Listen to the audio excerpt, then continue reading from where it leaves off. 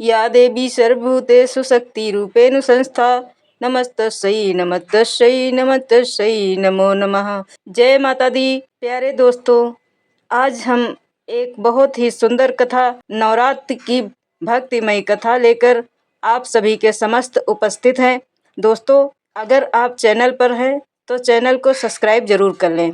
चलते हैं कहानी की तरफ। बहुत समय पूर्व देवताओं और असुरों के बीच निरंतर युद्ध होते रहे और हर बार असुर अपनी शक्ति के बल पर स्वर्ग पर अधिकार कर लेते। महिषासुर नामक असुर ने घोर तपस्या की। ब्रह्मा जी से यह वरदान पाया कि उसका वध न किसी देवता के हाथ से होगा और न ही किसी असुर या पुरुष से। इस वरदान से वह अत्यंत बलशाली हो उठा और तीनों लोकों पर अपना आधिपत्य जमा लिया। सभी देवताओं को स्वर्ग से निकाल दिया गया।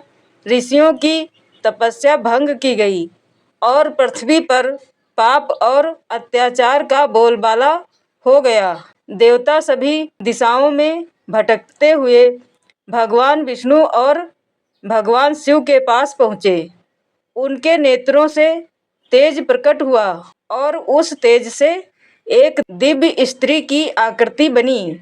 उनके अंग प्रत्यंग में सभी देवताओं की शक्तियां संचालित हुईं।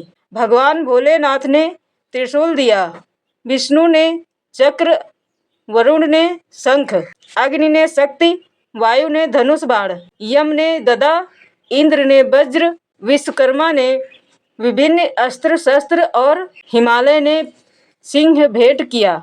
इस प्रकार देवी दुर्गा प्रकट हुई। सिंह पर सवार होकर देवी ने महिषासुर को युद्ध के लिए ललकारा। दोनों सेनाएं आमने सामने आ गईं। तब देवी ने अपने 9 दिव्य रूप धारण कर असुरों का संहार करना आरंभ किया। पहले दिन माता का शैलपुत्री रूप प्रकट हुआ। यह हिमालय की पुत्री थी।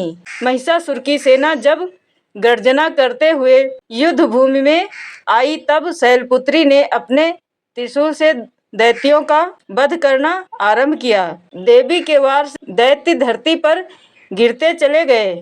महिषासुर की सेना का पहला भाग नष्ट हुआ। दूसरे दिन देवी ब्रह्मचारिणी रूप में प्रकट हुई। उनके हाथों में जपमाला और कमंडल था। उनकी तपस्या और ब्रह्मचर्य बल से देवताओं की शक्ति जागृत हो उठी। युद्ध भूमि में देवी के संकल्प मात्र से अनेक असुर भस्म हो गए। महिषासुर क्रोधित होकर और भी प्रबल सेना लेकर आया। तीसरे दिन देवी चंद्रघंटा रूप धारण करती हैं। उनके माथे पर अर्धचंद्र की भांति घंटाकार प्रकाश था। जब उन्होंने युद्ध भूमि में प्रवेश किया तो असुरों की सेना उनके रूप को देखकर विचलित हो गई। देवी की घंटनाद से दैत्यों का संतुलन बिगड़ गया और वे भय से भागने लगे। कई दैत्य युद्ध भूमि में मारे गए। चौथे दिन देवी कुष्मांडा के रूप में अवतरित हुईं। उनकी मुस्कान और तेज से संपूर्ण ब्रह्मांड प्रकाशित हो उठा। उन्होंने अपनी दिव्य हंसी से असुरों को भ्रमित कर दिया। जिस ओर उन्होंने दृष्टि डाली वहां दैत्य दल नष्ट हो गए। देवी के इस रूप से देवताओं में पुनः आशा जागृत हुई। 5वें दिन स्कंद माता का रूप प्रकट हुआ। उनके गोद में कार्तिकेय विराजमान थे। जब उन्होंने युद्ध भूमि में प्रवेश किया तब उनके पुत्र ने भी देवसेना का नेतृत्व संभाल लिया। स्कंद माता के तेज और करुणा से अनेक असुर पिघल गए और युद्ध से विमुख हो गए। जिन्होंने युद्ध किया वे उनके ब्रज भाव से नष्ट हो गए। अगले दिन देवी कात्यायनी रूप में प्रकट हुई। यह रूप अत्यंत उग्र और योद्धा था। कात्यायनी ने अपनी तलवार से असुरों का वध आरंभ किया। महिषासुर की सेना का बड़ा हिस्सा इस दिन नष्ट हुआ। युद्ध भूमि रक्तसिक्त हो गई। देवी के उग्र रूप को देखकर असुर भयभीत हो उठे। 7वें दिन देवी कालरात्रि का रूप धारण करती है। उनका रूप अत्यंत भयानक और विकराल था। उनकी सांसों से अग्नि निकल रही थी। असुरों ने जब उन्हें देखा तो उनके हृदय में आतंक भर गया। कालरात्रि ने अपने भयावह स्वरूप से असंख्यक दैत्यों को धराशायी कर दिया। उनके एक ही गर्जन से आकाश कांप उठा। 8वें दिन महागौरी का रूप प्रकट हुआ। उनका स्वरूप श्वेत चंद्र के समान उज्जवल था। उनके शांत रूप से दैत्यों की शक्ति क्षीण हो गई। जहाँ कालरात्रि ने असुरों को भय और आतंक से नष्ट किया, वहीं महागौरी ने अपनी शांति और पवित्रता से उनका दंभ तोड़ा। महागौरी के तेज से दैत्य दल युद्ध छोड़कर भागने लगे। 9वीं के दिन सिद्धरात्रि माता का स्वरूप प्रकट हुआ। उन्होंने देवताओं को विद्या प्रदान की और देवता पुनः समर्थवान हो गए। सिद्धरात्रि ने अपनी शक्ति से शेष असुरों का संहार किया। महिषासुर स्वयं देवी से युद्ध करने आया। महिषासुर कभी भैंसे का रूप धारण करता, कभी मनुष्य का। वह छल कपट से देवी को भ्रमित करना चाहता था, लेकिन सिद्धरात्रि रूप धारण करने वाली देवी ने उसके सभी रूपों का भेदन किया। अंततः देवी ने अपने त्रिशूल से महिषासुर का वध कर दिया। स्वर्ग पुनः देवताओं को प्राप्त हुआ और धर्म की पुनः स्थापना हुई। तभी से शारदीय नवरात्रि में 9 दिनों तक माता के इन 9 स्वरूपों की पूजा की जाती है।